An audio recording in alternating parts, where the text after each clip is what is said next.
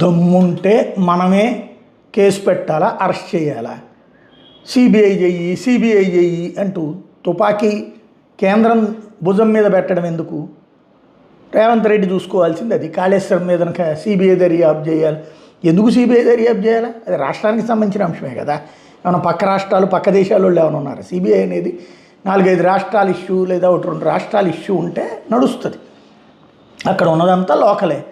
మన పోలీసులు ఏమయ్యారు, మన ఏసీబీ ఏమైపోయింది, మన సిఐడి ఏమైపోయింది, కేసు పెట్టి అరెస్ట్ చేస్తే అయిపోతుంది కదా. నిజంగా మన దగ్గర బోల్డ్ అని విపరీతమైన ఆధారాలు ఉన్నాయి, ఆ జడ్జి గారు ఎవరో రిటైర్ అయిపోయిన ఆయన ఇచ్చారు అంటే అవి బట్టుకెళ్ళి చేయొచ్చామని తెలుసుకుంటే సరిపోతుంది కదా.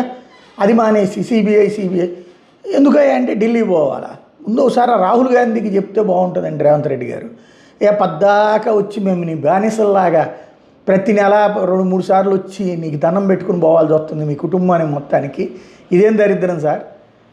ఒకసారి బీజేపీ వాళ్ళని చూడండి. బీజేపీకి 21 మంది ముఖ్యమంత్రులు ఉన్నారు. ఇప్పుడు ఎవరన్నా అక్కడ ఢిల్లీలో కనబడతాడు ఎప్పుడన్నా తప్పించి, ఆడ మీటింగ్ పెట్టినప్పుడు తప్పించి పద్దాక ప్రతి నెల వెళ్ళి 4 సార్లు అటెండెన్స్ అధికారంలో ఉన్న పార్టీ అది.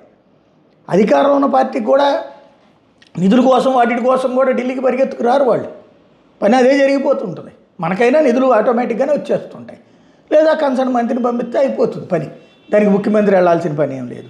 కాకపోతే ఏంటంటే మన అధిష్టానానికి అక్కడ రాహుల్ గాంధీ గారి కోసం వైట్లో 2 గంటలు వెయిట్ చేయాలి. ఆయనకి ఈగో సాటిస్ఫాక్షన్.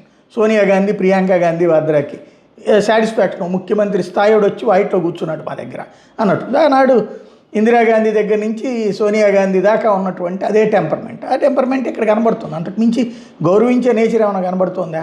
అది కరెక్ట్ కాదండి. ఇప్పటికి 77 ఏళ్ళు వచ్చేసింది. ఇప్పుడు జన్జీ తరం వచ్చేసింది.